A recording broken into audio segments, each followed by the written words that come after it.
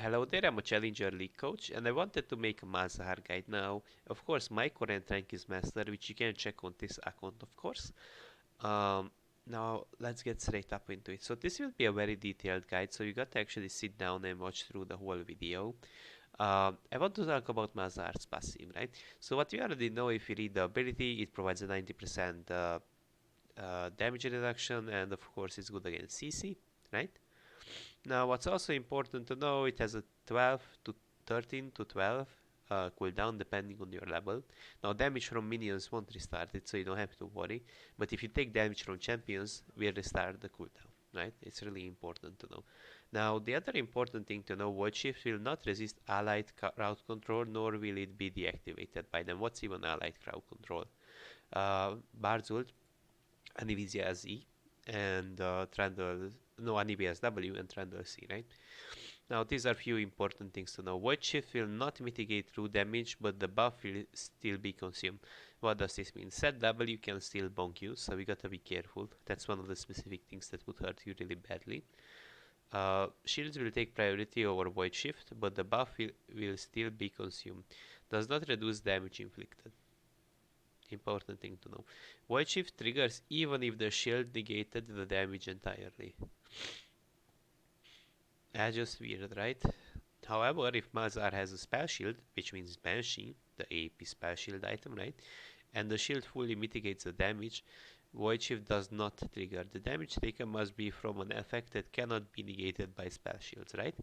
So this means that spell shield from Banshee takes priority, right? So they do actually stack. Spell shields take priority over Void Shift if the triggered ring hostile abilities does not contain a crowd control effect, right? Both Void Shift and the spell shield break simultaneously. Since spell shields are pres- pretendant, what's that word even, over Void Shift, applied crowd control from effects that cannot be blocked by spell shields, for example Wall of Pain, will also ignore Void Shift despite its crowd control immunity. This effect must not damage Malzahar for this event to take place, right? So this is a usable actually spell. Like Cartus's W is interesting because you actually can slow even a severe, right? It slows so many things it cannot be spell shielded. Void Shift will specifically not deactivate if Malzahar eats honey fruit. That's really great, right? Because you can just like hit the honey fruit, pick it up really quick, and go back to mid lane, right? Now, from the other hand, Frozen Heart passives Aura, right? So it doesn't attack deactivate, so we can basically attack faster, but it doesn't really matter too much on Malzahar. Now, Void Shift will prevent also Chum the Waters from attaching to him, right? Which is a good tip against Fizz, so if you don't allow Fizz to proc your passive, he cannot ulti. Now, let's get to the Q part, right? How should you even use this ability? So I'm gonna read the ability first. You gotta know how it functions before you even use it, right? So, Malzahar opens two portals, we can see it with our eyes, of course, right? And the ability itself has a 0 to 25 cast time, right? Um, he gains sight over the area, right? Which is not written in game. And it sucks that not everything is documented. So what does this even mean? So if I want to have sight, right, I could Q. It grants you sight in bushes, right? For example, if I place an enemy dummy here, I'm gonna have sight of it, right? Now, it doesn't reveal the whole bush, so say hypothetically the enemy champion positions that way, it will only reveal the area I'm in. So it's very dependent on your position. Now, as you position, your Q rotates as well. That's interesting. For example, I want a Q here. With your positioning together, your Q rotates as well. So you cannot like specifically rotate your Q in a way that if you don't position, you can't Q, right? It's very dependent on your own positioning. If you don't position accordingly, then it's hard to actually get an angle as you want, right? Now, this Q does not have like a specific hitbox. What does a specific hitbox mean? So, for example, if someone is exactly inside of the Q, it will hit. Now, if it's slightly outwards, it won't connect, right? So it doesn't have like a very specific hitbox, right?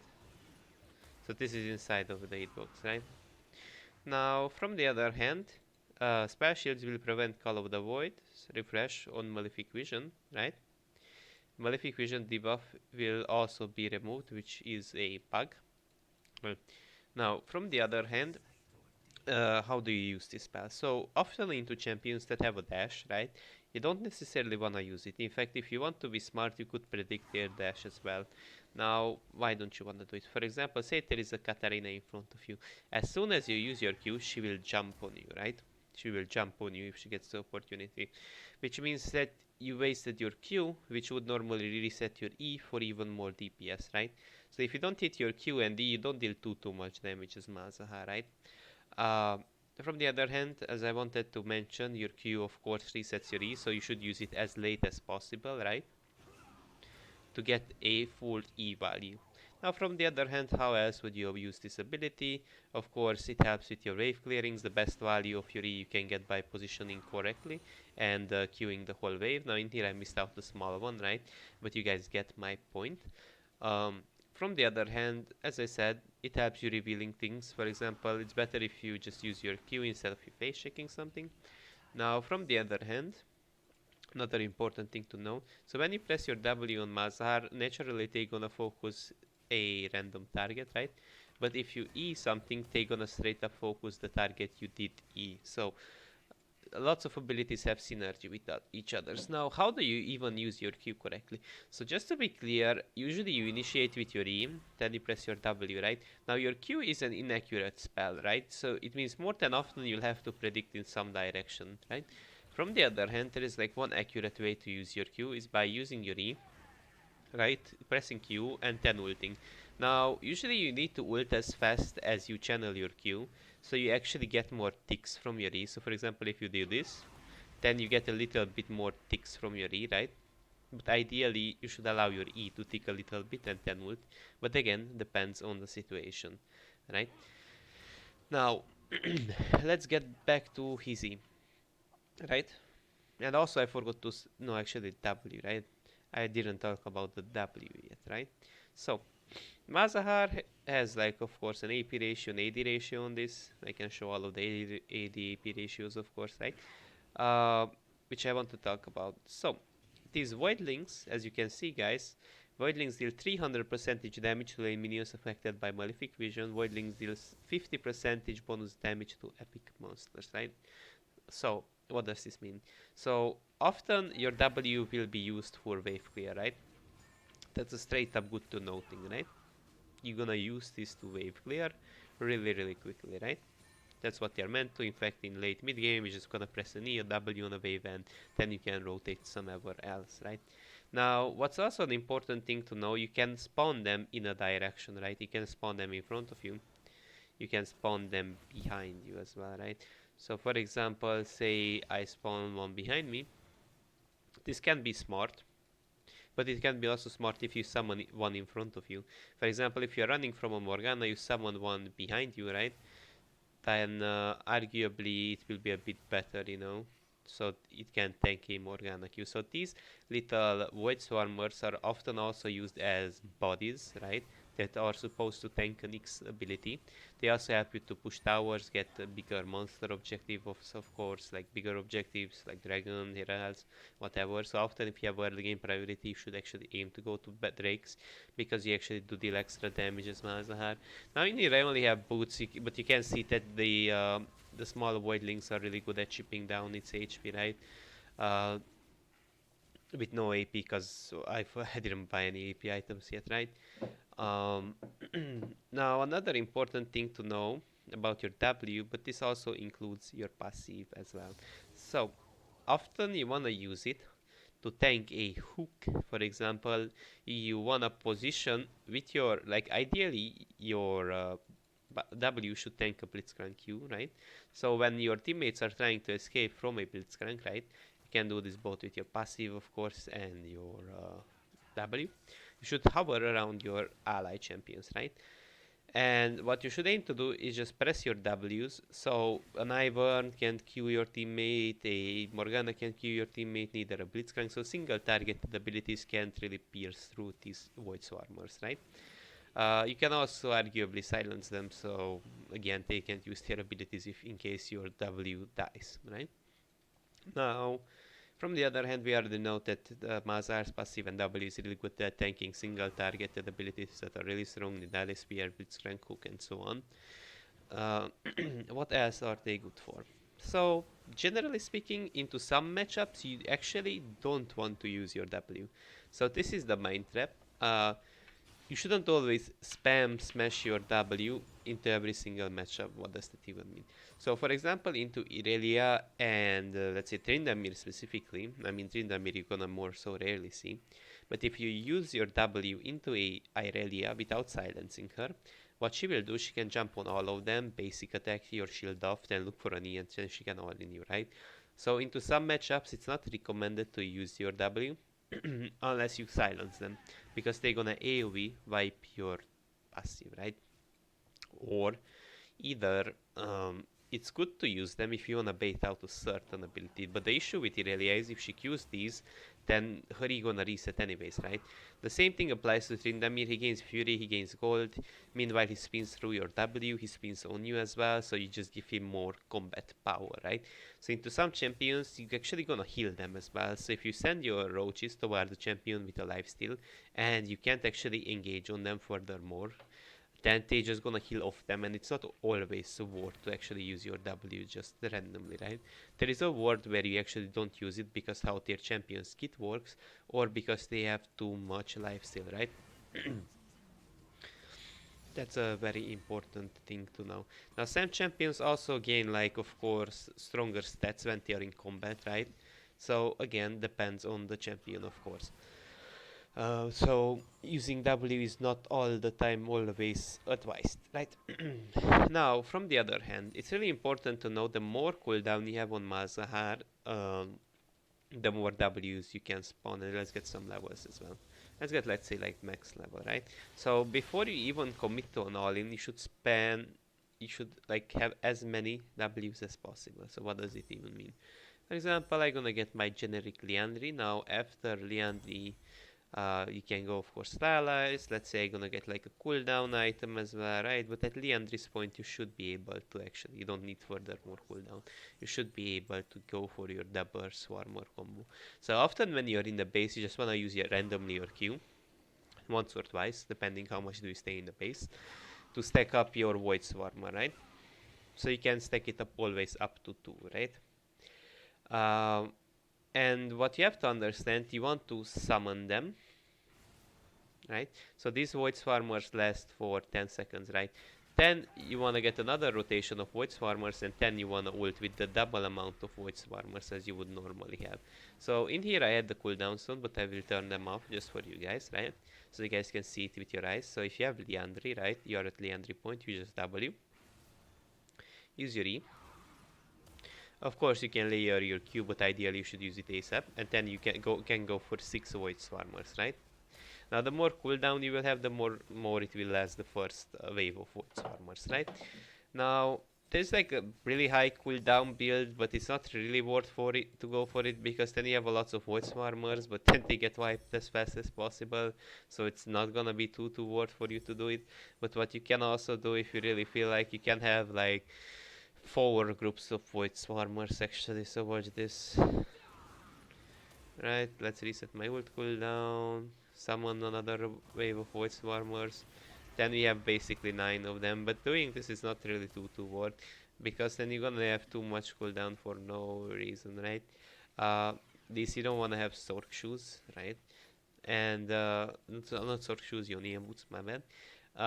Cosmic Drive could be arguably good. It can give you an extra mechanic to your champion, of course, right? And having some extra cooldown is not necessarily bad, right? But usually you're gonna self-block yourself with your ultimate, so having mobility is just a little bit weird on Malzahar, right? It's not necessarily bad, it's just a bit weird. I mean, helps with to kite, helps to approach people, same as Rallies does, but Void Self can be better in so many games, same as Demonic Embrace can provide lots of DPS, right? So it really depends on the game.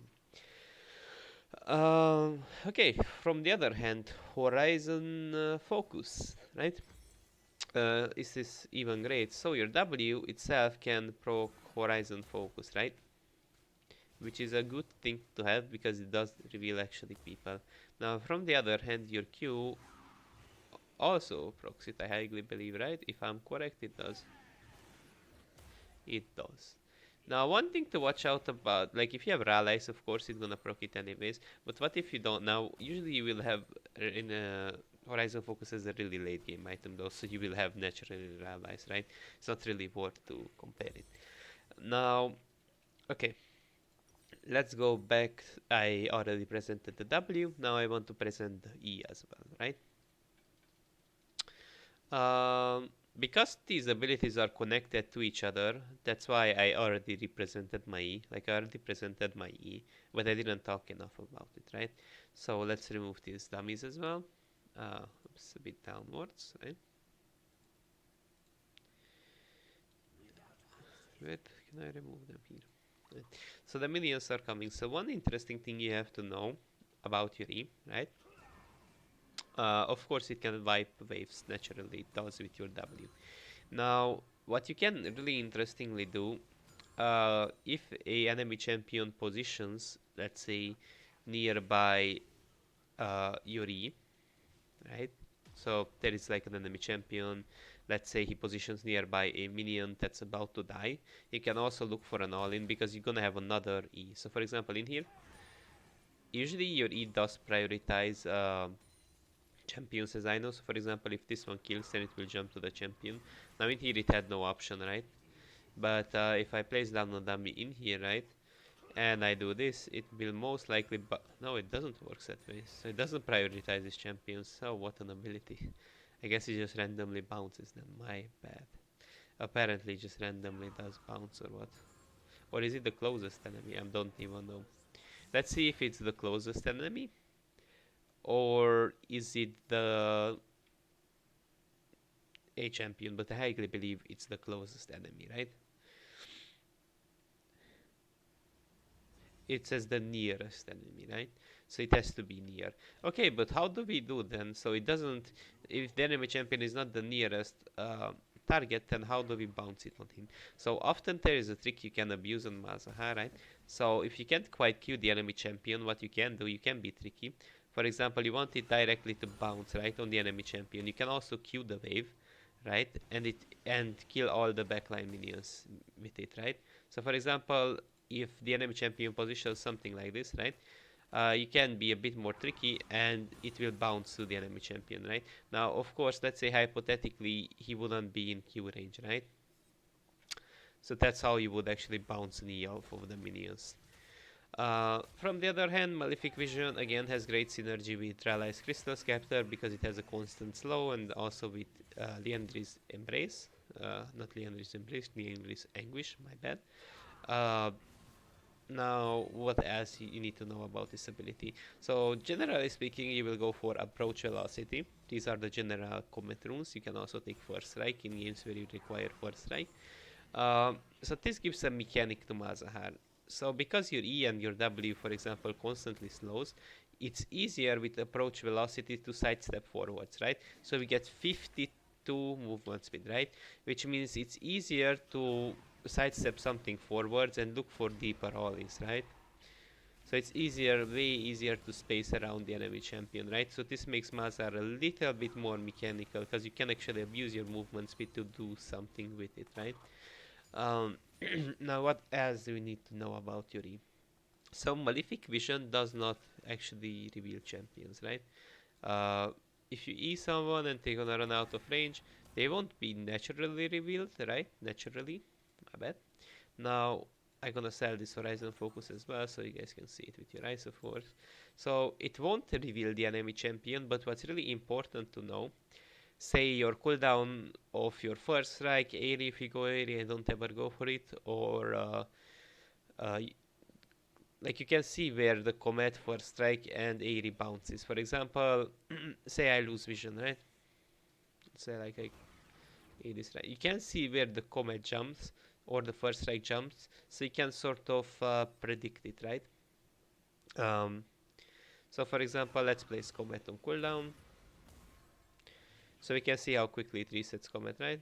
I'm gonna eat this, and we can see where the comet bounces, right? So even if you lose vision, you can assume where the enemy champion could possibly be in, right? Um, so that generally perhaps a little bit, right, to reveal people. Okay. Now, what else you need to know about this ability? Um, it's a rather short ranged ability, so often range champion will get a trade on you before you even get to E on them, so more than often you will get actually outspaced. So what you can do is just try to bounce it off a minion, or either you can step up, try to silence the enemy champion and then look for an E. Now, of course, normally you would do it reverse. Like for example, into melee champs you can probably get an E off really easily, right? The thing you have to understand about melee champs as well, that into them it's easier to, but into range ones it's harder. So into range ones, just right outside of your E range, it's really a spacing check, right? So when you're outside of your E range, you're inside of your Q range, right? So you have to sort of use your Q first and then initiate into an E lane, because otherwise what's gonna happen, you actually just simply can't, you know, like you actually just simply can't E a champion that's spacing really well. More than often you won't be able to. So this ability, it's really important to know its range as well, right? It has something like 500 range, something like that, if I'm correct. Let's check it on fandom. Apparently it says 650 effect radius, 650 range. It doesn't feel like this has 600 range, honestly. Probably it's something like 500, right? It's something like 500, so my basic attack range is 500, so yeah, it's something like that, right? Uh, okay, now from the other hand, um, let's go to the ultimate, right? So it has two parts, right? So your the pool persists even if you cancel your ult, right? And your ultimate itself is the one where you shoot this laser out of your eyes, right? Now, what's really important to understand about this ability, usually this is the mental blockage ability that you gotta keep against masteries in teamfights, Yasuos. So in some games it's really smart to actually hold into it, because both holding into this ability and using it uh, is really good, right? So even if you hold into this ability, it just forces the enemy champions to play differently. The Samira can't all in because they're gonna be Malzahar ulted and their ult gonna get cancelled, right? So it's way more difficult for some champions to play into this ults. But as soon as you keep it up, maybe Katarina will look for an all-in, or the other champion, Samira, right? So even not using it on unnecessary champions is really wise, right? Now, what I also want you to understand, for example, this is the enemy Jax, right? Your ultimate, it's not written, oh, it's written actually, it applies a knockdown effect, right? So what does that even mean? It cancels dashes, it cancels the blast cone. For example, the enemy champion tries to escape through blast cone. Now, because you're such a skilled Malzahar player, what you can do, it tries to, I'm gonna hit it, right, just to simulate it. He tries to escape, right? You can hold it in one place and don't let him escape, right? Don't let him escape, because it counters blast cones, right? Now, from the other hand, your passive also does counter blast cones, right? If the enemy champion procs it. Now, what you can do if the enemy champion procs it, it won't proc your passive if by chance it's up, right? And then you can ult them if you're in the blast cone as well, right? But if you proc it or your ally champion does, it won't affect blast cone, of course, right? Um, Now, from the other hand, there are some matchup specifics, right? Now, you won't play Malzahar top, but in mid game or late game, you're gonna see a Jax. So what Jax does? Oh, what happened? Oh, something happened. Now it's working. Okay. So, oh, this is not what I wanted to remove. I wanted to remove minions. Okay. So what I want you to know, for example, Jax will use his E and he will jump on you, right? Now what's really smart to do, either ult him in one place when he is, right? Or you can also ult him in midair to cancel his dash, right?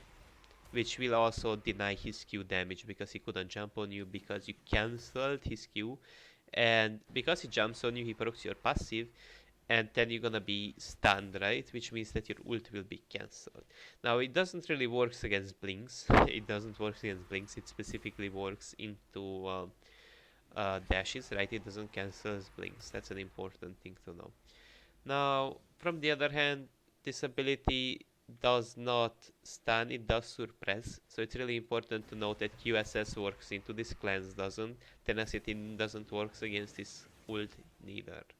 Now, applies a persistent damage for the tether and the persistent area damage to the null zone. The tether will not break if the target enters in a zombie state, right? Or enters resurrection. Removing suppression will also remove the reveal. So this ultimate also does, of course, reveal the enemy champion, right?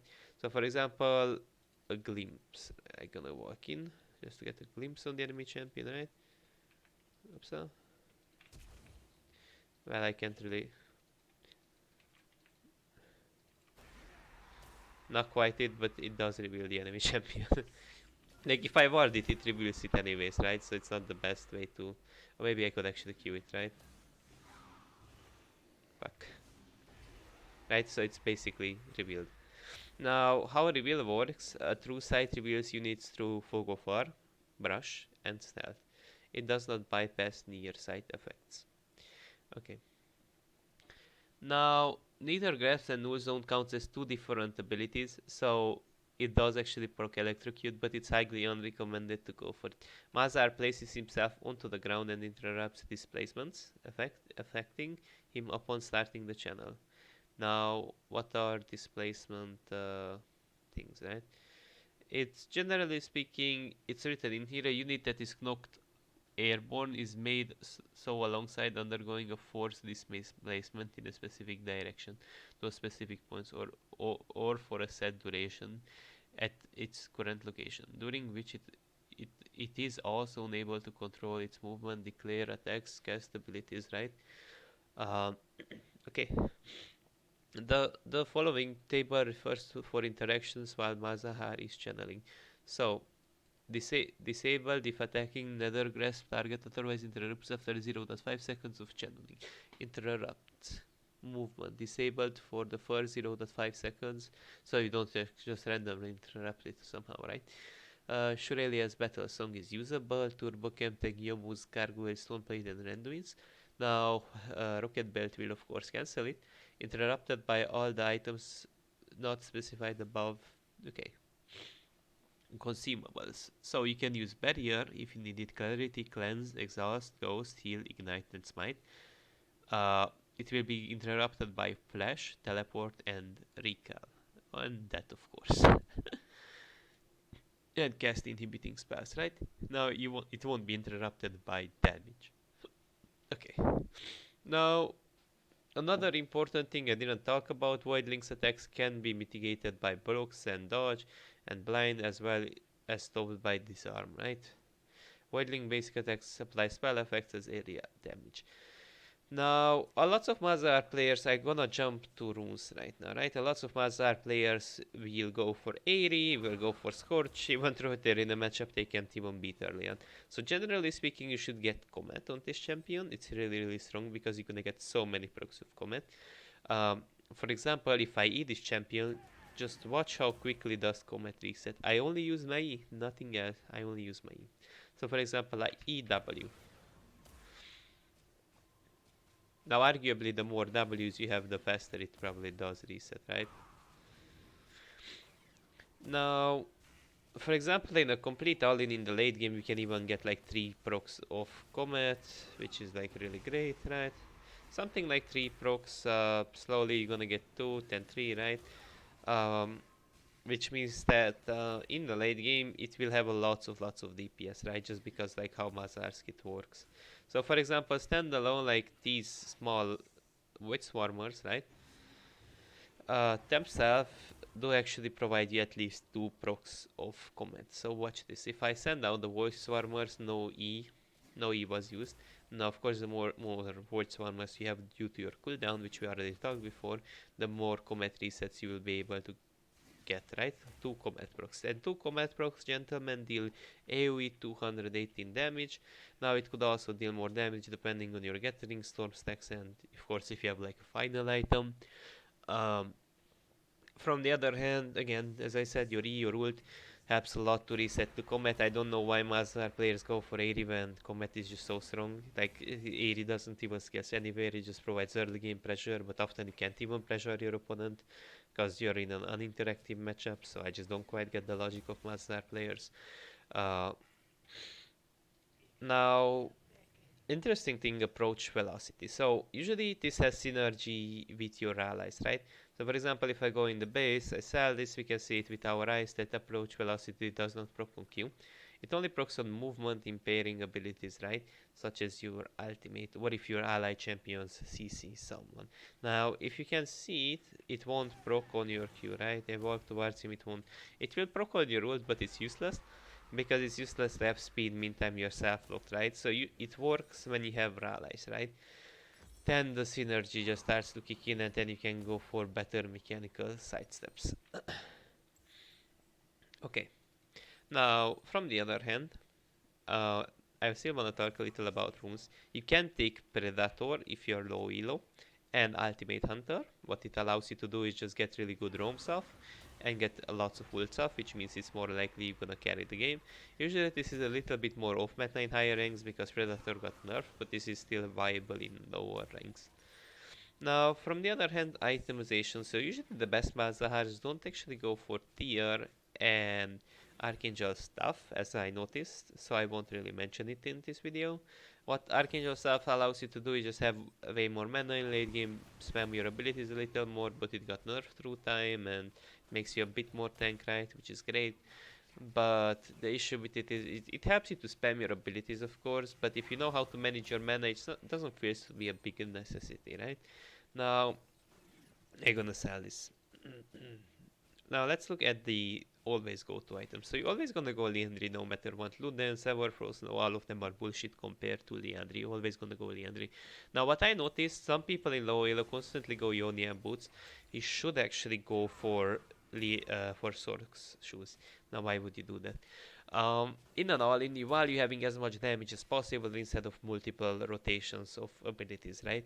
So if you ult, you all-in, you use all of your abilities, you want to have as much damage as possible in your all-in and kill someone instead of having multiple rotation of abilities, right? Now, if they have a really tank team comp, you could actually arguably go for Yoni and boots, but Sork shoes feels to be way better, it's just more expensive, right? Now, from the other hand, items. Usually you wanna start with Liandry, as I said before, right? Sork shoes, really easy start. Then you're gonna get your Raleigh Crystal Scepter. After that, you can get your Rabadon or Void Step, depending on the enemy team comp. Then you can get your Demonic Embrace. It's better if you get it as a late game item because it scales both on the HP max health damage, right? And of course, the Dark Pact passive also scales with your own HP, right? So it's really like a scaling item, right? Which is generally a bit better to get it in the late game. Now, you could also get Zonye and Banshee in some games where you wanna go defensive into Zed Zonye, gonna feel to be good, right? If they have a Rengar as well, stuff like that. Um, from the other hand, Banshee, of course, is gonna be helpful. You're gonna have two barriers, right? Like two passives, two spell shields. But it's like if you already have one after, it's not worth to have a second one unless they have lots of AP or you really need it. But it's not too recommended, right? Now, from the other hand, support items, you can go for Imperial Mandate, lower economy item, then the other one, of course, how's it called? The Andre Ultra, even if you go support Malzahar, you should actually go for the Andre, because it just deals way more damage, honest opinion. Let's get back to mage items though. So in the late game, you can also, like, Horizon Focus is interesting, but it doesn't necessarily deals more damage than the other one, like Demonic Embrace. The only advantage of Horizon is if you're in a game where they have short range CC, right? Short range engage, mid tier engage, right? it's really good into them because they will have a difficult time to engage on your team in Fog of War, just because if you ever damage them with your Q, with your abilities, they can't stay hidden anymore, which means that generally they will be clapped, right? They will be clapped because you have vision over them and they can't really engage, which means that what's gonna happen? They're gonna have a really difficult time to play into Malzahar, right? Um, okay. Now, what else would you build on Malzahar? Generally speaking, that's all. But if you want to go for a cooldown oriented build where you just want to be like a spam bot, like an R spam bot, because you can be only useful for utility, you could go for a cooldown build as well. Not too recommended for me, but if you are behind and or you just want to be like an R spam bot, you can do that as well, of course. Um, it's really up to you, but my general build was the previous one. Okay, now what else can I tell you guys about Malzahar? So, late game macro. What you will do, you will just like go to side lanes, EW the wave, leave it. Meantime, you walk through the jungle, of course, pick up as many camps as possible with your EW. You don't have to worry too much because your E will finish them anyways. Uh, what you have to be careful with if you're full build, you don't want to CS anymore, right? Um, from the other hand, you should often like look for TPs for with your ult or shadow your enemies, which means your allies. My bad. Which means that, for example, your AD carry is alone vulnerable in mid lane, and then you can like surprise the enemy assassin that you show up just out of nowhere because you're hidden behind this wall. So often, just shadowing, staying nearby, hidden nearby your allies would be really great to stop a possible engage, right? From the other hand, you should just force objectives in general. If they face check into you, then you're gonna all in them with your team, right? It's really easy to say. Because your double is of course good into like objectives as well. From the other hand, like that's pretty much it. Sometimes side laning can be fine if your jungler shadows you or someone, because this champion can be scary due to his ultimate, of course. But it's not really your thing usually just to go for a heavy side lane push. From the other hand, another thing I want you to really understand, Malzahar is actually good at just like destroying towers, right? Which means that you have to understand your pushing power, right? The more AP you have, of course, the more cooldown you can spam your W, the more pushing power you have. So, for example, you have to like choose sometimes, right? You have to have the right decision taking between, should I go for a coin flip fight? Should I just like push the tower? What should I do? Can I even end the game? How many towers can I destroy per moment? So, for example, I use my W right now, right? I summon 3 of those swarmlings. Now, this is not the correct way to summon them, right? So when you are pushing, right, you should summon your W only when the tower aggro to a melee minion, or ideally a cannon minion. Now, for example, watch this one, right? So because Mundo, can you get out of the way? Okay. So when you W, right? Naturally, your cannon, if the cannon is aggroed, the aggro won't switch to your swarmlings, right? And so here's the thing. Uh, your swarmlings are great at like pushing, right? Let's just kill this Mundo because this guy is really trying to be annoying and something. Okay, perfect. Now, as I said, in here you can see how hard your swarmling can push. 218 each into the inhib, of course, right? Now, either the super minion should be targeted or, of course, like the melee one, cannon one, right?